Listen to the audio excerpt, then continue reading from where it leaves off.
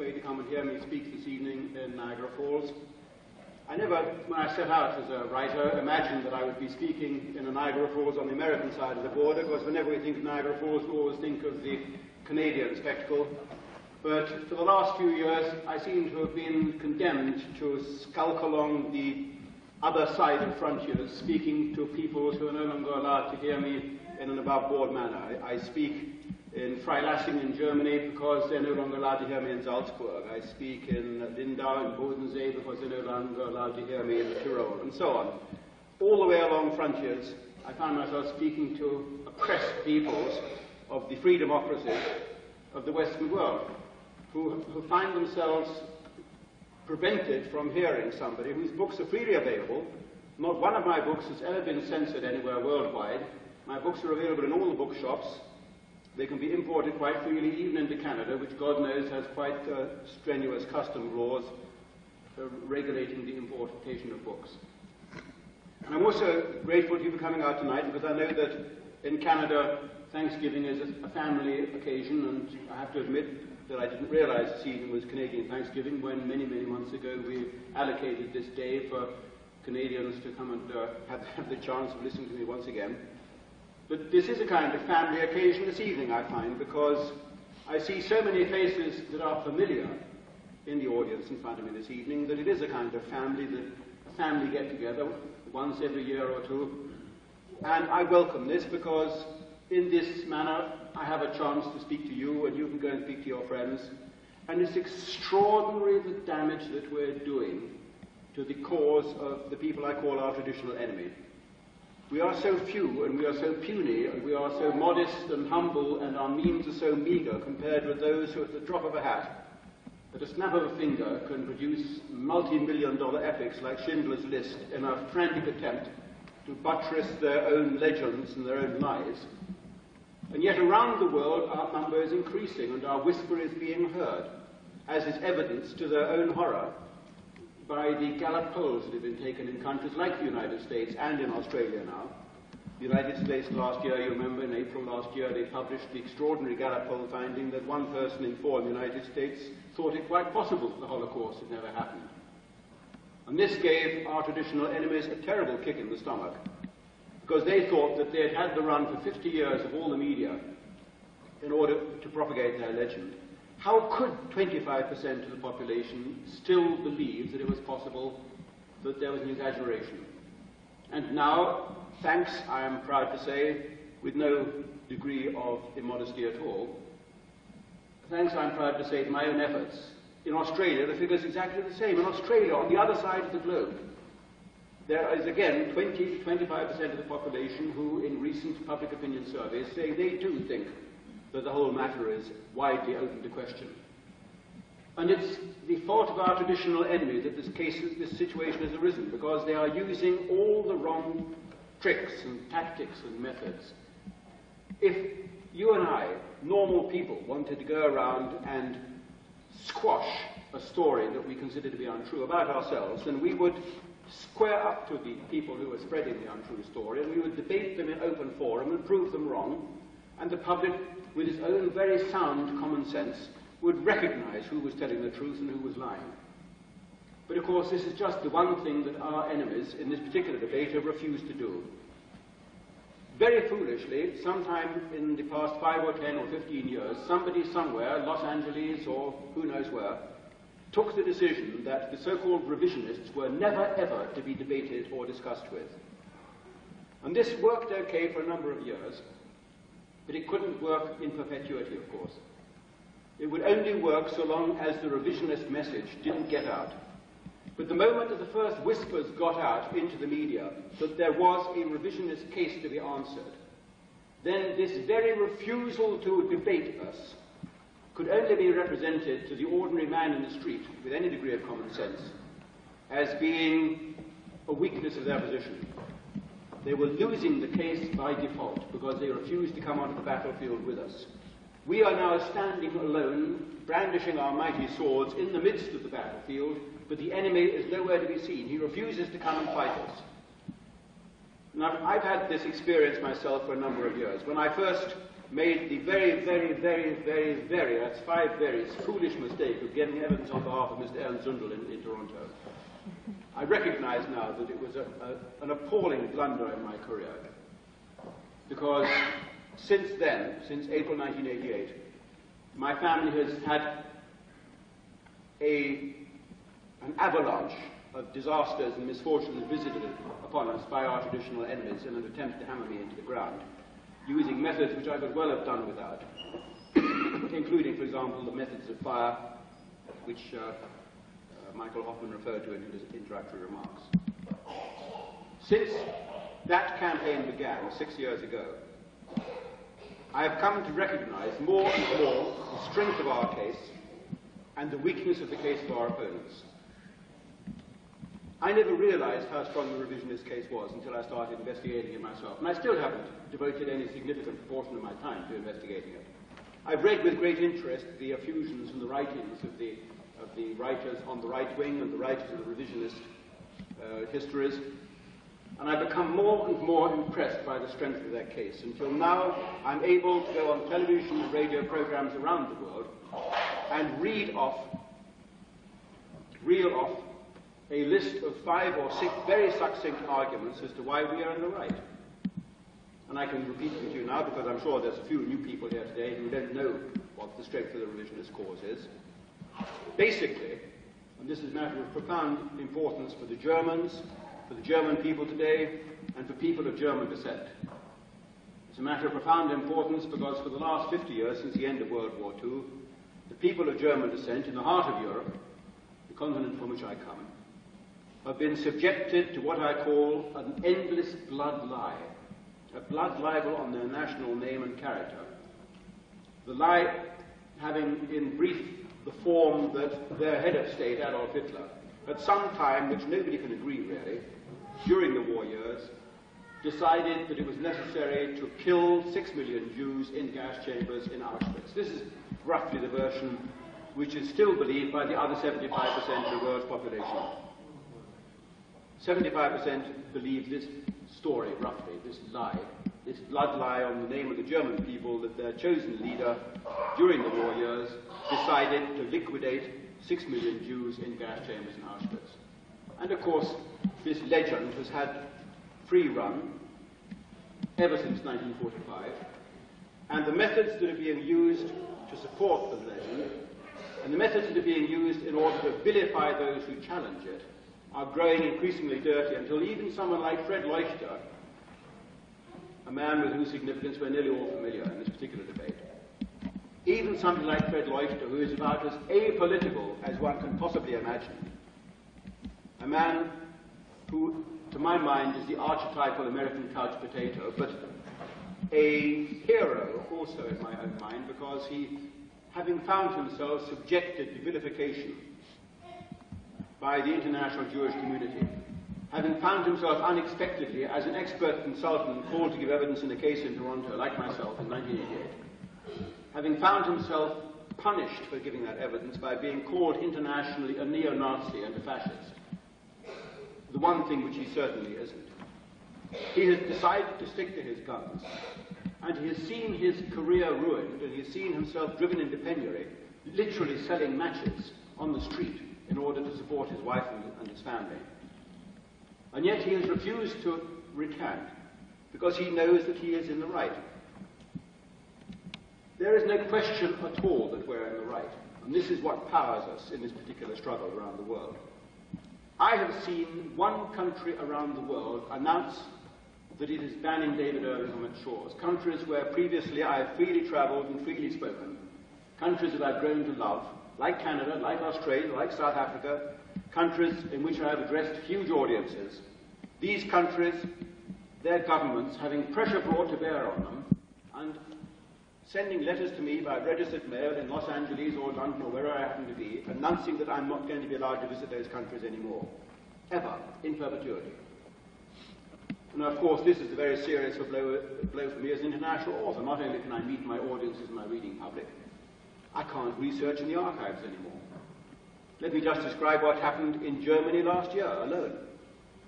On January the 13th, I was fined in Germany 25,000 Canadian dollars for expressing an opinion. Now, to those of you who live in the United States, whereas Michael Hoffman rightly said, the First Amendment holds sway, the idea that somebody can be fined $25,000 for expressing an opinion, a sincerely held opinion, an expert opinion as a historian, an opinion which, ironically enough, turns out to be totally true because it's now been confirmed by the authorities at Auschwitz, who run the state archives there. But that I can be fined $25,000 for expressing that opinion must appear shattering to you, and you may wonder why the American media hasn't pounced on this extraordinary case as proof that the Germans are again going bananas. But it gets worse. In July, on July the 1st last year, I was in the German archives, the German government archives, like the National Archives in Washington, or like the Public Archives of Canada in Ottawa. I was working in the German government archives when the director of the archives called me up to his office and told me that on the orders of the Ministry of the Interior, I was forthwith instructed to leave the building and I was never to be allowed to use the German archives again. Now, what purpose can that possibly serve? In archives, in historical archives, where I've worked for 30 years, you can only expect to find the truth. But I'm to be banned from using the archives where you can find and research the truth. Because, according to the Ministry of the Interior, if I continue to work in the German government archives, this is likely to damage the interests of the Federal Republic of Germany. That's the reason given in the letter handed to me. And finally, on November the 9th last year, after I last spoke to you, ladies and gentlemen, in this very hall, on November the 9th last year, I flew to Germany to address an audience of university students. I'd arranged the meeting point by one telephone call from Alabama to the student organizer, and at that meeting point in a restaurant in Munich, the Munich security police were waiting for me, and they handed to me a document permanently banning me from ever setting foot in Germany again, after 35 years. These are the only methods that they can use. They don't debate me. They don't stand firm and fast and say, Irving, you're talking through your hat. Here are the documents that prove that you're lying. They use methods that are reminiscent of what they accuse Hitler and the Third Reich. But of course, if those of you who have been reading the newspapers, and I'm sure a lot of you have been reading the newspapers about some of the most extraordinary cases in Germany over the last few months, it gets worse than this. A German school teacher, Günther Deckert, who is a leading Republican nationalist politician in Germany now, he organized the meeting at which Fred Leuchter spoke in Mannheim 2 or 3 years ago. Günther Deckert. He not only organized it, he also acted as interpreter for Fred Leuchter, because Fred Leuchter, of course, can't speak German. Fred Leuchter delivered his lecture in English. Günther Deckert stood on his left and translated it. Günther Deckert is sentenced to 1 year's prison for this. He's also fined $10,000, having interpreted and translated that speech. That is insignificant, because by now we're accustomed to this kind of injustice in Germany. What is significant is what then happened. The German judges who were required to hand down these verdicts, and I have the utmost sympathy for them. I said to my judge who fined me $25,000, I don't bear you a grudge. I am at the end of my writing career. I'm getting old, but you are young. You're at the beginning of your career as being a judge. He was about 25 or 30. You've got your whole career in front of you. Of course you've got to sign these ridiculous judgments if you want to continue in office as a judge in Germany. Whereas I'm at the end of my writing career, and I can say what I truly think, because I have nothing more to lose. But these judges, the 2 German judges who were forced to find against Günther Deckert and give him a 1-year prison sentence, they suspended the sentence, as they explained in a written judgment handed down a month later, which was about a month ago now. They said they were suspending the judgment, the sentence against Deckert, the 1-year prison sentence, because he was a man of upstanding character, because he had said what he said out of a sense of patriotism, because he was fed up with the way that the German taxpayer was being obliged to pay through the nose for something that had been committed not by them, not even by their fathers, but by their fathers' fathers, and because Günther Deckert, said the judges, had decided it was time to call a halt to the exploitation of the German people by the state of Israel. They put it on the line, these 2 judges, and they were ordered to resign for health reasons, the 2 judges. The Minister of Justice, you don't have a Minister of Justice in Canada, and you don't have a Minister of Justice in the United States, thank God. The Minister of Justice in Germany ordered the judges to resign for health reasons because of the wording of their judgment. They'd come up with the wrong judgment. It was politically incorrect. And so they were ordered to resign for health reasons. The 2 judges then did the unthinkable. They pointed out that they weren't ill. They weren't even feeling poorly. and they've had to be given their jobs back. That's Germany today, 1994. 10 years after George Orwell's 1984, but it's not dissimilar, is it? The same kind of thing is happening in Germany, in other words, has happened in Canada, and it's the same people behind it, as we are now able to prove. One of the most important scientists in the Fred Leuchter case turned out to be a young, idealist expert in solid chemistry called Germar Rudolph.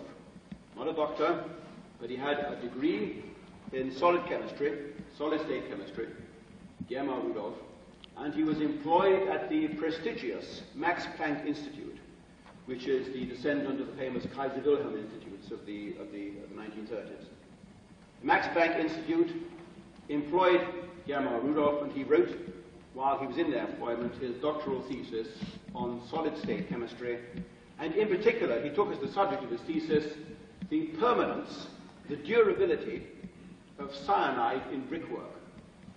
Now, of course, the significance of this is enormous, because ever since Fred Leuchter published his expertise, his report, the famous Leuchter report, after the Zundel case in 1988, Leuchter went to Auschwitz and he took 30 or 40 samples out of the brickwork and proved that in those 30 or 40 samples of the brickwork and the so-called gas chambers, there was no significant trace of cyanide whatsoever left in the brickwork, except in one gas chamber in Auschwitz, where the clothing had been fumigated by cyanide.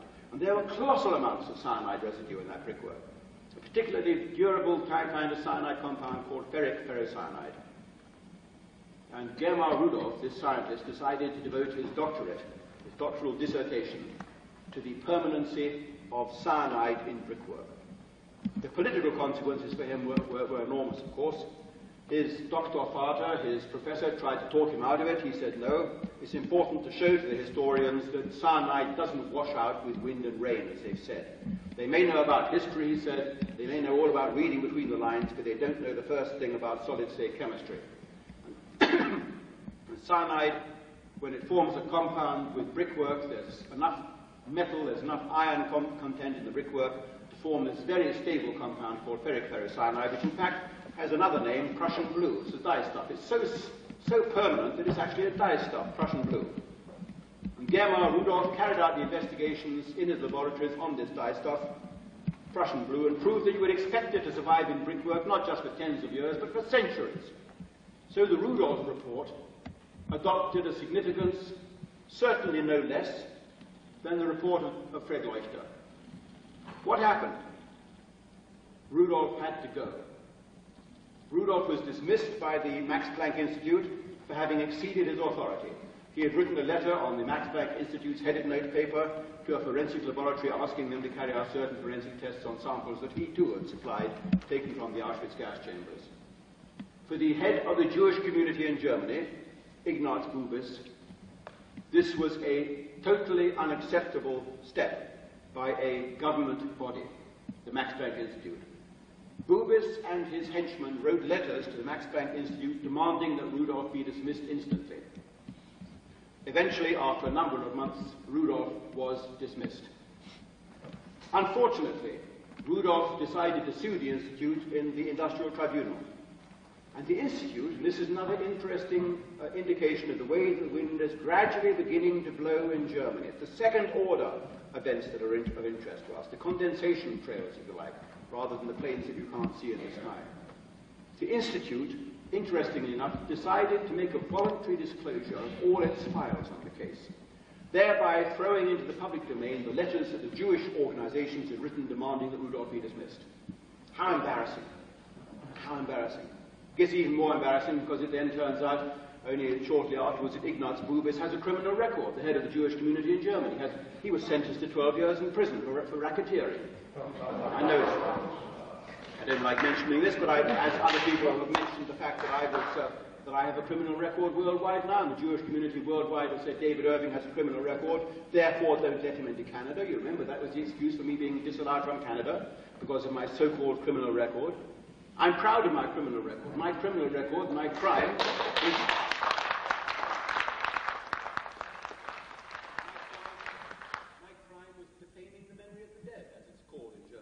country in the world that has this odd law. My crime, of course, was to say that the gas chamber they showed the tourists in Auschwitz is a fake built by the Poles after the war, which the Poles have now themselves admitted is true. In fact, the proof of that, let me read you this letter, which is it's a thesis by a Jewish student in New Zealand who's been in correspondence with me for some time, and he's now completed his thesis on revisionism, which is going to cause him a lot of trouble because he's Jewish himself. And in this thesis he says, Irving argued the gas chamber at Auschwitz shown to tourists today is a post-war fabrication. Irving's information is correct, writes this historian in New Zealand. Authorities at the Auschwitz State Museum informed the present writer, in other words, this Jewish historian, in a letter dated May the 7th, 1991, that the gas chamber at Kramer 1, Auschwitz, was a reconstruction. It was a crematory building redesigned after the war to look like a homicidal gas chamber.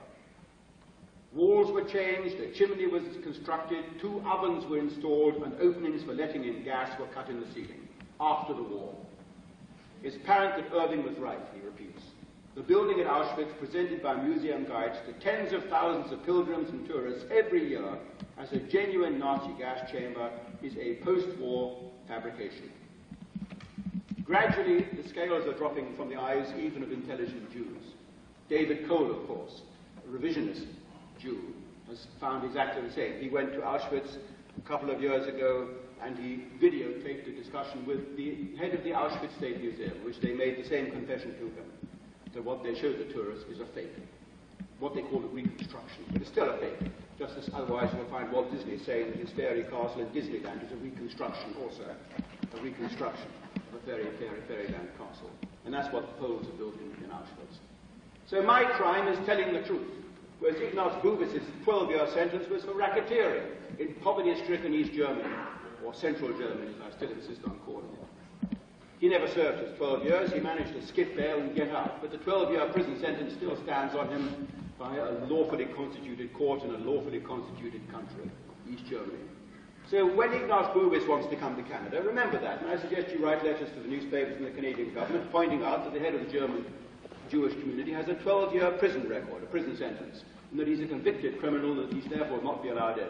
I'm suggesting this to audiences all the way around the world, because it's the way to fight back against these people. His is a real question.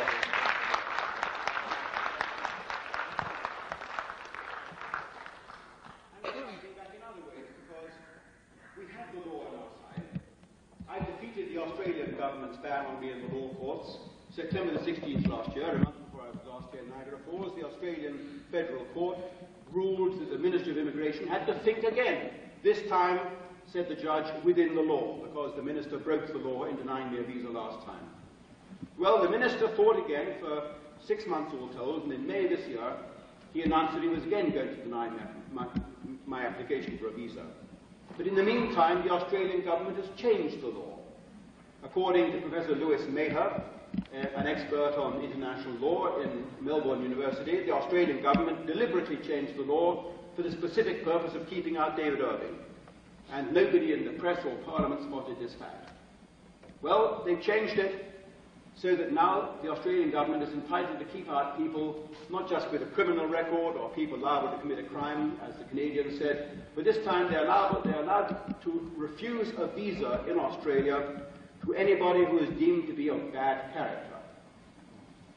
Now, this was a bit the Australian newspapers telephoned me. I was in the United States lecturing at the time in May.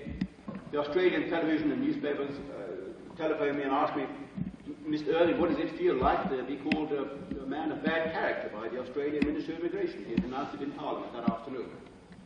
And I said that for an Australian Labour Party politician to describe me as being of bad character, I now knew how I would feel if Lieutenant Colombo ever criticised the cut of my raincoat.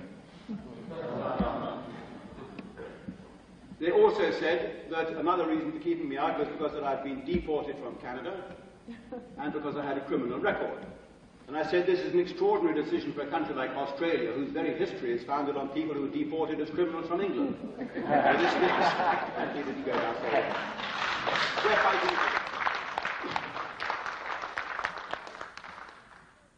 We're fighting him again in Australia.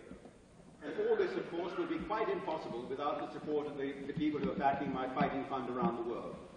It would be quite impossible for me to hire the best lawyers in Australia we now have, But I'm happy to say that in Australia, where we're fighting once more in the federal court against this new ban on my person entering Australia, our counsel, or barrister, which is what you would call a trial lawyer in the United States, our barrister has decided to ask for no fee.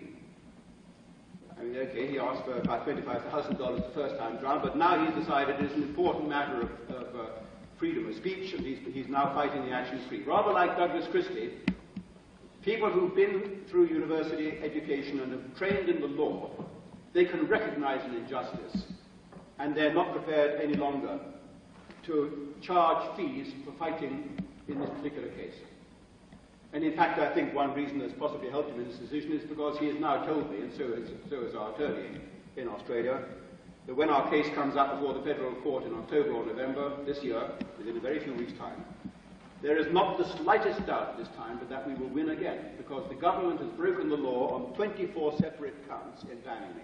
Broken even its new law, banning me on 24 separate counts, and with our new application to the court in Australia, we only have to prove that they've broken it on one count, and the judge has no alternative but to order the minister this time to give me the visa. So I'm going to be inside Australia, I think, within January or February this year, this coming year.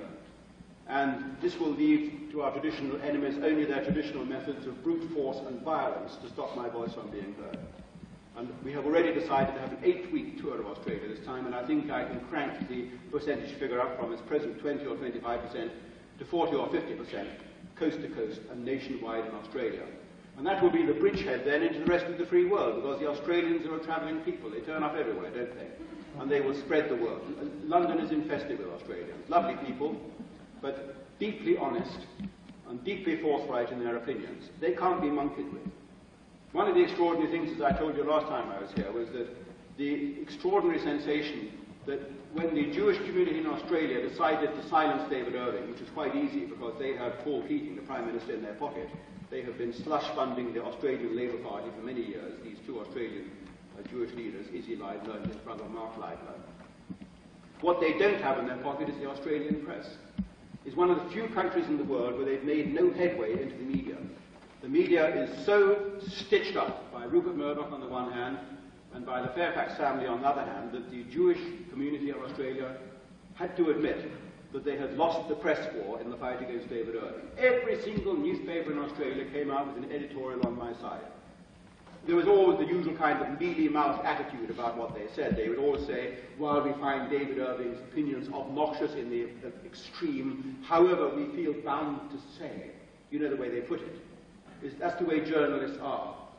Journalists forget what they say about themselves. Journalists are not the bravest of people. Journalists are the kind of soldier who wanted to be in Normandy he wanted to be in the Normandy invasion, but not exactly on D-Day. He preferred to go in on D+10, or even better, D+30. You know that kind of soldier. They want to be in the trenches, but they don't want to put their head out over the rim. Whenever journalists come and interview me now, for the last couple of years, I've required them to sign this form. I've developed it myself. It's called Note for the Record, because all these journalists come to me with preconceived notions, but like all human beings, they've got their own private opinions at the back of their head, which they're not going to put on display. They know who's telling the truth in this entire Holocaust debate, which is a matter of the utmost importance. It's not just about some faded brickwork in Auschwitz and Poland. It's a matter of fundamental importance, this whole of this Auschwitz controversy. Otherwise, why would Hollywood have made this 3-hour blockbuster Schindler's List if they didn't think that they were beginning to lose? The journalists know this. They know who's in the right. But the journalists take a certain amount of vicarious pleasure in seeing people like me being trampled underfoot. Well, I've no desire to be a martyr in the last 5 or 10 minutes of this particular battle, and I try to survive as best as I can. But I get a lot of pleasure out of making journalists squirm. And I say to them, I want you to sign this document. It reads as follows. Being a responsible journalist reporting for whatever the name of the newspaper is, the New York Times or the Toronto Star, Bill Dunphy, or whoever it is, I solemnly affirm that I still believe in the existence during World War II of gas chambers and factories of death in which the Nazis killed millions of their opponents. And I ask a journalist to sign this when he comes to interview me. But they don't. They don't want to. And I say, but you've just been telling me about how you believe in this. Do you think that I'm talking through my hat? So surely it should be easy for you to sign a document which, after all, just puts ink to paper on what you've said are your opinions, that you believe in the Holocaust. But they don't want to sign it. And they say, why do you want me to sign it? And I say, I tell you why I want you to sign it. Because you know, and I know, that we are in the right. But the difference is that I'm not frightened to say about it, talk about it in public, and you are. You're frightened to put your name to your real opinions. So I'm collecting these signatures while I still can, because believe me, 2 years from now, say, it's a rolling 2 years, but they keep on using dirty methods, dirty tricks to extend their life, these liars. 2 years from now, the lie will have outlived its usefulness. Nobody worldwide will still continue to believe in every item of the Holocaust legend. 2 years from now, nobody any longer will believe in the gas chamber, just as nobody no longer believes in the story about Jewish bodies being turned into soap. Remember that press clipping only a year or two ago, Jewish soap was a Nazi lie? It turned out that the Jews said that this story which millions had believed since 1945, millions had believed the story since 1945 that the Nazis, in their ultimate wickedness, perversion, had boiled down Jewish bodies, millions and millions of them, into fat and turned it into soap. Who would want to wash their hands and face with Jewish soap? I don't know. This was allegedly the story. You couldn't be wickeder than that. Millions of people believed it worldwide. Bars of soap were solemnly buried in Israel, while the Kaddish, the death chant, was chanted over them. Bars of soap were introduced in Nuremberg as witness evidence. It's in the Nuremberg exhibits in the National Archives now. And yet now they finally admit that it was a lie, a propaganda lie. But to get off the hook, they say it was a Nazi propaganda lie, which is the ultimate absurdity. Why the Nazis should invent it is an absurd story themselves. I mean, you've got to credit Dr. Goebbels with one thing. When he invented a lie, it was a plausible lie, not an absurd lie like this. And so it will be with the gas chamber. 2 years from now, people will put that in the same absurdities compartment of their mind, that the Nazis, when they could so easily have got rid of the Jews by old-fashioned methods, as the British said, much cheaper, the way that the Russians got rid of the Poles at Katyn with a bullet in the back of the neck. When the Nazis could have done it like that, they went to this extraordinary length of packing people into rooms and dropping pellets through the ceiling, impregnated with cyanide into the chalk and all the rest of it. And they weren't even homicidal pellets anyway. They were pellets used for fumigating buildings with a long, slow process. Why the Nazis should have gone to this absurd length to kill people when there was such easy... Just packing 800 people into a room and closing the windows would have done it. You don't need the cyanide. And yet, the whole absurd story has been believed for 50 years, but not for 52 years, because I'm convinced within 2 years that legend will have died a natural death. But the journalists won't then come out in 2 years' time and say, Fred Leuchter and David Irving and Ernst and all the rest were telling the truth after all, and we owe them all a humble apology and probably a certain amount of compensation as well for what they've lost and suffered in the intervening years. They won't say that. You know what the journalists will say, and that's why I tell the journalists, that's why I want these signatures now. 2 years from now, the journalists will say, we knew it all along. We've always been saying this. We've always been, nobody would listen to us. That's what they'll say, and that's why I'm collecting these signatures while I can. I'm not doing very well with it, I'm afraid. Because the journalists refuse to sign. They won't sign. I haven't collected a single signature except from one Swiss journalist who agreed to sign the form but promptly added 12 conditions and sub-clauses as to the manner in which he had agreed to give his signature. This is how absurd it's got. But it's getting more and more absurd, and this is what makes the fight worthwhile. All right. I have lost in the past year alone, I suppose, in legal costs $50,000 or $60,000, and in royalties from books that publishers now refuse to touch because they've come under Jewish pressure, probably another $100,000 as an author. My family is suffering because of this particular fight we're putting up, but we have a chuckle the whole time. Every post brings a fresh chuckle. There was a chuckle that came from Paris only a few weeks ago. Here it is. I'm to be prosecuted in the French courts. The British government forwarded it to me, very nicely with a return paid envelope. You notice I haven't returned it and I haven't sent it back. From the French government, Ministry of Justice, Mr. Irving, to be prosecuted and is required and desired to attend the courts in Paris on August the 8th this year because of what I have said to a French journalist in my own home in London, which this journalist then published in a French newspaper. Now, imagine what would happen in the United States, what an outcry there would be in this country if a New York Times journalist was to be prosecuted in the French courts, or if an American historian was being prosecuted in the French courts for what he had told to a French journalist who visited him. You know how it is, you're a historian at home, and the doorbell rings, somebody comes to see you. I've got no memory actually of giving this guy an interview. Perhaps he even telephoned me about the interview. I don't know how he did it. But anyway, I made a statement with him, and in the course of this interview with him, I said the gas chambers didn't exist. You know what they showed the tourists? The Poles have now admitted it was built after the war. Oops. Under French law, that is a criminal offence. On 14th of July 1990, President Mitterrand signed into law the so-called Guesso law. Guesso was a communist member of parliament in France, communist deputy who actually drafted this bill. And under this Guesso law, under which I am to be prosecuted, it is a criminal offence in Paris to contester, to challenge or question the crimes against humanity as defined at Nuremberg in 1945.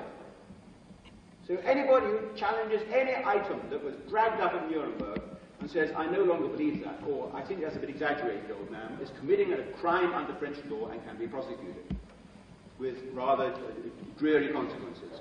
I mean, if I was to go to France, or as it turns out, if I was to sit in my own sitting room in London and give an interview to a French journalist and say, old boy, you know, I don't think the Nazis killed the Poles at Katyn, in the Katyn forest. I think it was probably the Russians.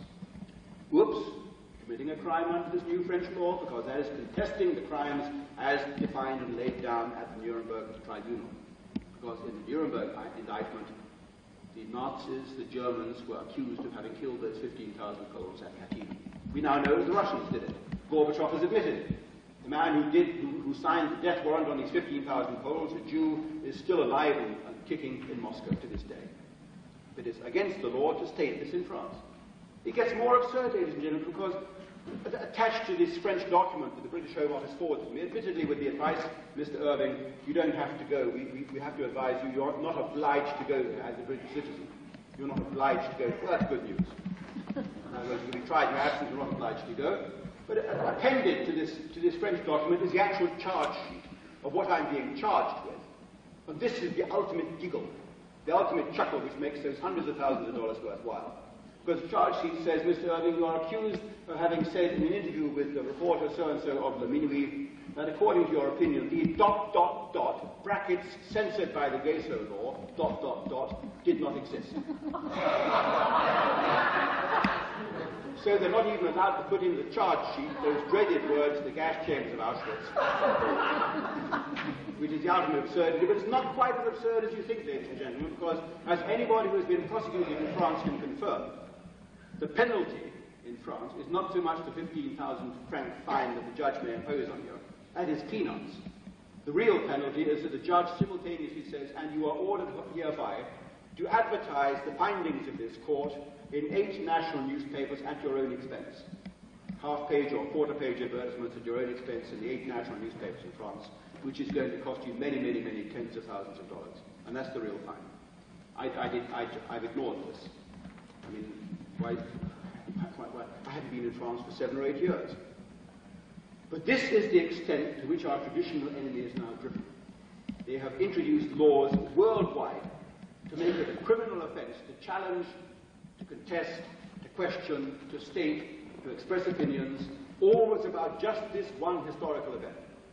And as Oberon Waugh, son of the famous English novelist Evelyn Waugh, Oberon Waugh, now a journalist on the Daily Telegraph, as he said in a column a few months ago, he said, what kind of historical fact is it that needs this kind of sanction? Prison sentences and deportations and handcuffs and draconic fines for its very existence. And that's what it's all about. They don't realize. I've always assumed that our Jewish opponents are fiendishly clever, Machiavellian types, that they are cleverer than the whole bunch of us put together. But they're not. They're stupid. They're as thick as 2 short planks. If they seem to realize, if they don't realize that by these very methods, they are arousing questions in the minds of ordinary thinking human beings, like journalists, even like journalists, and of course, especially like historians. Historians around the world are now coming around to the viewpoint that much as we detest that guy, Much as though we find David Irving obnoxious, there is something very odd going on, isn't there? Because otherwise, why would they, and they don't like saying who they're talking about, why would they be doing this to him? Why would they be putting pressure on governments around the world, frantically, to introduce laws to make it a criminal offense, on the one hand? And on the other hand, in the United States, you have laws whereby it is now obligatory to teach the Holocaust in the established version, like an established religion, in schools. In Florida, in Illinois, and in half a dozen states, it's already mandatory for school teachers, part of the syllabus, they've got to teach the Holocaust. Which means, of course, rich pickings for authors of the established Holocaust books, because they have to be teach books now, textbooks now, and any author will confirm that if his book ever gets made into a textbook, then he can retire for life, because that is very rich pickings indeed, year after year after year, an annual income. And they've managed to swing this through the legislatures in state after state in the United States, and in England too, evidently, because I'm now being besieged by letters from schoolgirls and schoolboys in England saying, "Dear Mr. Irving, I've been required to write a term paper on the Holocaust, and I'd like to know what the truth is. Can you possibly help me?" And I'm doing what I can. I'm sending out videos and tapes and putting them in touch with Mr. Zundel at the back. But I'm always advising them, because I don't want to harm them. I know what harm they're going to do to themselves. I say, be open-minded, accept that I may be telling the truth, but I urge you, when you write your term paper, don't say David Irving's version is the only one you're going to accept. Say there are two possible sides to this argument. And even in saying that, you probably won't earn any marks from your teachers. But it's very interesting to see the way that the whole of this historical debate is opening up in the schools now. And again, I think they've done themselves a disservice. And I've urged people around the United States, write letters to your local newspapers, welcoming the new legislation. Except that it's there, you can't get the legislation thrown out again. But welcome the new legislation and write letters to the newspapers saying how great it is that schools are now being taught or being required to teach the Holocaust debate. Just slip in that word debate there. And how good it is that children should realize that there are two sides to every discussion. And that you're very willing to help to furnish the material on the other side. Because, of course, it isn't a debate that's being taught. It's the one version. And just as this new religion is being introduced into American schools, of course, simultaneously is now being declared unconstitutional to teach any kind of religion in American schools in the old-fashioned kind. Isn't it interesting? 3 or 4 years ago, I sat in a seminar in Los Angeles and heard Professor Robert Faurisson, the French revisionist historian, describe what he and I and the others are doing as a great intellectual adventure. And I listened to those words, intellectual adventure, and I think Michael Hoffman used the same phrase. It is an adventure. It's an adventure which is worth living, and I can't quite explain why, because my family looks at me and they say, "David, why are you doing this? You're hurting everybody. We're all going to suffer the way this goes on."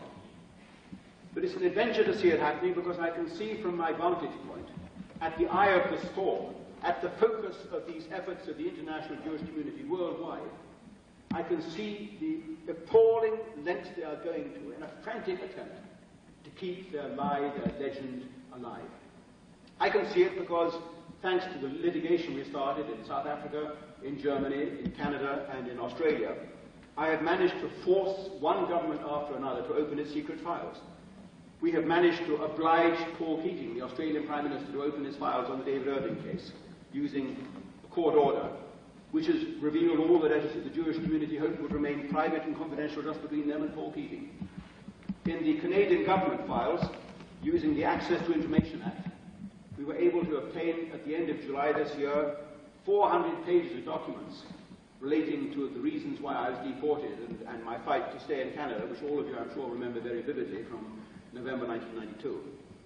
And lo and behold, there are all the letters from the international Jewish community, from the Simon Wiesenthal Institute, from a friend of mine in London, a Jewish professor, whose English name is Professor Gerald Fleming, who is born in Breslau, and to me writes the oiliest letters of collegial assistance and requests for this, David, and can I possibly have that, David, from your files, and how wonderful your books are. But behind my back he's writing a handwritten letter to the German government demanding that I should be imprisoned and arrested. And that letter is for some reason in the private papers of the Canadian government, in handwriting, and I've got a copy of it now, thanks to the Access to Information Act. And we're building up the whole of this file worldwide. I'm putting it all together into a major book or brochure called Vendetta, because that is what it is. They've forgiven everybody else except 2 or 3 people on the surface of this earth. They've not forgiven Fred Leuchter, because he's the one who went there with his knife and fork and dug out these 30 or 40 fragments out of the brickwork and subjected them to the forensic tests. And it was the Fred Leuchter report that convinced me. They've not forgiven Ernst Zundel, of course, either. They've not forgiven Ernst Zundel because he was the one who hired the defense lawyer who hired Fred Leuchter to go and carry out those forensic tests, which convinced me. They've not forgiven Ernst Zundel either because he was the one who was won in the ultimate instance in the Canadian courts, who have established that Ernst Zundel was not breaking the law in spreading the information that he did. And these people, our traditional enemies, have long memories, and they have whetted their knives, and they're waiting for opportunities to trip up the three of us, and possibly Robert Forisson and a number of others. I'm not a brave person. In fact, I try to take cover when I can. But it's interesting. I can see it happening, and I take a certain prurient interest in having removed, dislodged the pebble that has started this avalanche running that's going to bury a lot of my enemies. You see, I'm not frightened of death, and this is the mistake they make. They've made 2 or 3 mistakes. An Australian television interviewer telephoned me at the height of this crisis a few months ago, and he said, "David, can you tell us why it is that you're doing this? Why are you just carrying on this fight? Why don't you just give up?" And I said to this television interviewer, he was on the 60 Minutes program in Australia, I said, "Our enemies have underestimated us. They forget that I am English, and the English have a tradition of marching toward the sound of gunfire. And we continue to march so long as we hear the gunfire. If only these people had stopped fighting, I would have abandoned this cause long ago. But I'm not going to give up so long as they're vilifying me worldwide, so long as they're trying to stab me and slash me down, so long as they're putting pressure on my publishers, so long as they're burning down my printing works, so long as they're smashing the windows of the bookshops up and down the country, so long as they're having me put in handcuffs in Canada and deported like a common criminal. I'm not going to give up, because I think that